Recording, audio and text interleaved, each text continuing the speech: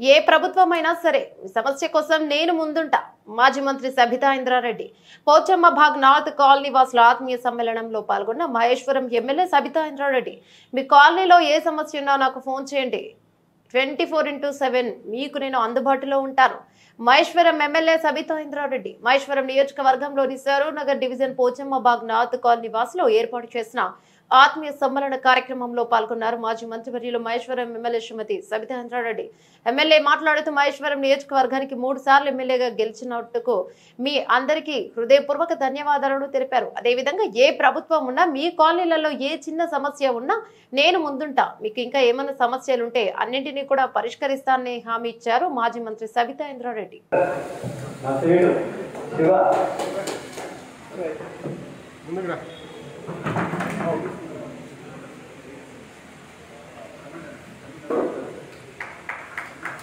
అలాగే సరళ అంటే అండి మీరు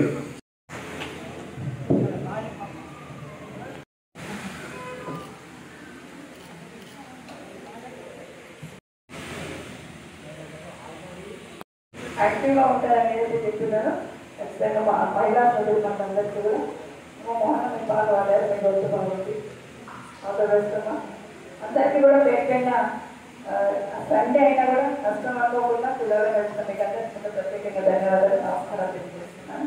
మొన్న ఎన్నికల్లో మీరందరూ కూడా నాకు సహకరించి ఓటేసి తెప్పించిన మీకు అందరికీ చేసి జరుగుతూ నమస్కరిస్తామని పత్రికా మీడియా సోదరులు కూడా ధన్యవాదాలు. మామూలుగా మాట్లాడుతున్నప్పుడు మీకు అంటూ ఉంటాను, జనరల్గా ఎక్కడెక్కడ కలుస్తాము, ఏదో వాళ్ళు చెప్పిన రికమెండేషన్ తీసుకుంటాం, వెళ్ళిపోతూ ఉంటాము. ఇప్పుడు కాస్త ఖాళీగా ఉన్నాం కాబట్టి ఒక్కొక్క కాలనీకి వెళ్తాము. కాలనీ స్థితిగతులను అర్థం చేసుకోవడం కాకుండా అక్కడ ఉన్న వాళ్ళతో అటాచ్మెంట్ ఏర్పడుతుంది. ఎంతసేపు వాళ్ళు మనం ఓటు వేయడమే తప్పిస్తే మళ్ళీ వాళ్ళతో కలిసినట్టు పరిస్థితి వస్తూ ఉంటుంది. కాబట్టి వెళ్దామన్నప్పుడు ఫస్ట్ మా కాలనీకి వెళ్ళామని కొందరు చెప్తాను, ఇక్కడికి రావడం జరిగింది. ఇమీడియట్గా మీరు యాక్సెప్ట్ చేసి కొత్త పాటు ఇంట్రడ్యూస్ చేయడమే కాకుండా మమ్మల్ని కూడా ఇన్వైట్ చేసినందుకు ప్రత్యేకంగా ధన్యవాదాలు చెప్పాను. మాట్లాడుతున్నప్పుడు ఇక్కడ కూర్చొని ఆలోచిస్తాను. నేను మహేష్ నియోజకవర్గానికి 3వసారి MLA. First time home minister, తర్వాత విద్యాశాఖ మంత్రి, ఇప్పుడు నేను ఎమ్మెల్యేగా 3 సార్లు నేను ఈ కాలనీకి వచ్చాను. విద్యాశాఖ మంత్రి వచ్చాను, హోమ్ మినిస్టర్ వచ్చాను, ఇప్పుడు కూడా ఫస్ట్ మీ కాలనీకి రావడం జరిగింది. థ్యాంక్ యూ సో మచ్ అండి. మీరు మాట్లాడుతున్నప్పుడు హోమ్ మినిస్టర్ అని చెప్తున్నప్పుడు నిజంగా గుర్తు చేసుకుంటా ఉన్నాను. హోమ్ మినిస్టర్ అంటే టఫ్ జాబ్ అంటారు. అట్లాంటిది నేను చేసే పీరియడ్ ఎట్లాంటిదంటే ఉద్యమ టైం మొత్తం అసలు ఇద్దరిని మేనేజ్ చేసుకోవడము, ఎక్కడ గొడవలు రాకుండా ఉండడము, అసలే ఛాలెంజింగ్ స్టార్ట్ అంటేనే ఇంకా ఛాలెంజ్ పెట్టారు దేవుడు. జనరల్ ఏమనుకుంటుంటే మహిళలకు ఏ పని చేయడం శాతరాలు అసలు అల్కగా పని చేయాలనుకుంటారు, ఖచ్చితంగా గట్టి పని అంటే అల్కగా పని ఇద్దాం అనుకుంటారు.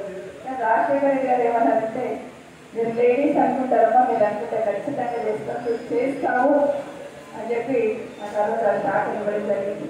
నిజంగానే జీవితంలో ఎప్పుడూ మర్చిపోకుండా చాలా నేర్చుకున్నావు. ఆ రోజు ఆ శాఖను హోమ్ డిపార్ట్మెంట్ చూడటం చాలా నేర్చుకున్నాను కూడా. నిజంగా నా రోజు టేకప్ చేస్తున్నప్పుడు ఏ కొంచెం వెనక్కి తగ్గినా లేకపోతే ఏ కొంచెం ఫెయిల్ అయినా ఈ ఆడలేదా శాతగాలు అయితే నేను అంటారని ఒక భయం అనేది ఉంటుంది. సో ఆ రోజున డిపార్ట్మెంట్లో ఉన్న అధికారులు కూడా సహకరించున్నారు, ఆ రోజున ముఖ్యమంత్రులు సహకరించున్నారు. కాబట్టి చేయగలిగామనే మాత్రం 100% ఏదైనా కూడా ఒక్కొక్కరు సహకరించుకోవాలి. ఇక మొన్న ఎడ్యుకేషన్ డిపార్ట్మెంట్ నుంచి ఇక్కడ కూడా నాకు కరోనా ఛాలెంజ్ ఇస్తుంది. 2 సంవత్సరాలు పిల్లలు ఏ విధంగా ట్రాక్టర్ తీసుకురావాలనేది ఏ కొంచెం విధంగా ఇబ్బంది పడుతున్న టైంలో కేసీఆర్ గారి నాయకత్వంలో దాన్ని చేయడం జరిగింది. కొంత బిజీగా ఉన్నా కూడా మన కాన్స్టిట్యూన్సీకి సంబంధించి ఏ సమస్య ఉన్నా కూడా అసోసియేషన్ వాళ్ళు కానీ అదేవిధంగా నాయకులు కానీ కోఆర్డినేట్ చేయడానికి ప్రయత్నం చేసి చిన్న సమస్యలను సాల్వ్ చేసే ప్రయత్నం చేస్తాం. ఇక ఇప్పుడు ఈ 4 సంవత్సరాలు ప్రభుత్వం ఏదైనా కానీ ఈ ప్రాంతం శాసనసభ్యులు ఇక్కడ ఏ సమస్య ఉన్నా కూడా మీ ముందు ఫస్ట్ మీ సభితం ఉంటుందని గుర్తుపెట్టుకొని ఎక్కడ సమస్య ఉన్నా మేము సభితమని చెప్పవచ్చు అనే మీ ఇంటి ఆడబిడ్డలు అనుకోండి, మీ ఇంట్లో మనిషిని అనుకోండి, సభితమని చెప్పేస్తే చాలా అనుకుంటే ఖచ్చితంగా చేయించుకొని వస్తాం. మీరు ఇప్పుడు చెప్పిన రోడ్డు కావచ్చు, ఏదైనా కావచ్చు, అవి ఏమున్నా కానీ ఖచ్చితంగా చేసుకొని వస్తున్నాం. మరొకసారి మీకు మనీ చేసుకుంటా ఉన్నాం. అయితే ఈరోజు ఇక్కడ రాజకీయాలు మాట్లాడాల్సిన అవసరం లేదు, కానీ ఒకసారి గుర్తు చేసుకోవాల్సిన అవసరం ఉంటుంది. కొందరు మాట్లాడుతూ నీళ్లు బాగా వస్తే మన డ్రింకింగ్ వాటర్ ప్రాబ్లం లేదన్నారు. సో హైదరాబాద్లో నాట్ ఓన్లీ హైదరాబాద్, హెచ్ఎండి ఏరియాలో ఉన్న విగ్రహంలో హెచ్ఎండి ఏరియాలో ఉన్న అందరికీ కూడా రోజు వాటర్ ఇవ్వాలని, డ్రింకింగ్ వాటర్ ప్రాబ్లం ఉండకుండా ఉండాలని ఒక విజన్తో మాత్రం కేసీఆర్ గారు పని మొదలు పెట్టారని మాత్రం నేను అందరికీ మనం చేస్తున్నాను. ఎందుకంటే ఒక సిస్టమ్ మెయింటైన్ చేశారు.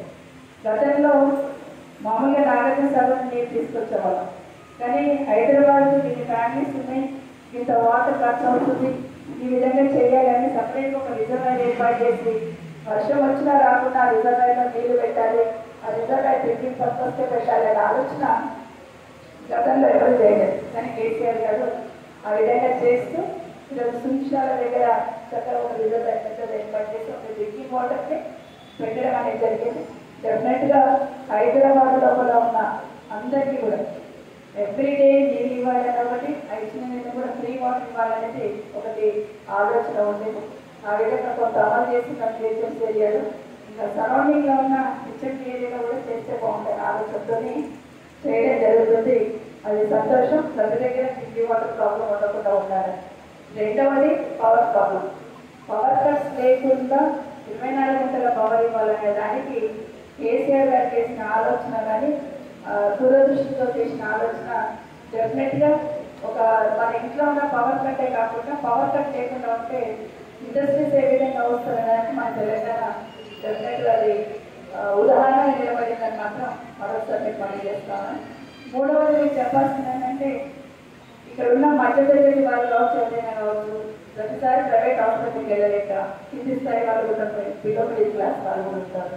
వాళ్ళందరికీ కూడా హెల్త్ ప్రాబ్లం వచ్చినప్పుడు ఎక్కడో ఉస్మానియా గాంధీ వెళ్ళకుండా అలాంటి హాస్పిటల్ దగ్గర కడితే బాగుంటుందని మన దగ్గర గడ్డనార మార్కెట్ షిఫ్ట్ చేసి దాదాపు 900 కోట్లు పెట్టి ఇలాంటి హాస్పిటల్స్ ఒక 4 మొదలు పెట్టారు కేసీఆర్ గారు. నిజంగా ఇది భవిష్యత్ తరాలకు అర్థం కాదు, కానీ భవిష్యత్ తరాలకు ఎంత మేలు జరిగింది అనేది తప్పకుండా అర్థమవుతుంది హాస్పిటల్ పూర్తయిపోతుంది. ఇవి దాంతోపాటు ఈ ప్రాంతంలో ట్రాఫిక్ ఏ విధంగా ఉంటుంది అనేది మనం అందరికీ తెలిసిన విషయం. ఆ ట్రాఫిక్కి ఎల్బీ నగర్ అంటేనే ఇక్కడ ఎల్బీ నగర్, అక్కడ కూకట్పల్లి, ఎక్కడ చూసిన ట్రాఫిక్ బాగా ఉంటుంది. అట్లాంటిది ఒక ప్లానింగ్ ప్రకారం ట్రాఫిక్ లేకుండా ఫ్లైఓవర్స్ కానీ అండర్ పాస్ కానీ ఏర్పాటు చేసిన వైద్యాన్ని ఒకసారి పూర్తి చేస్తూ ఉన్నాం.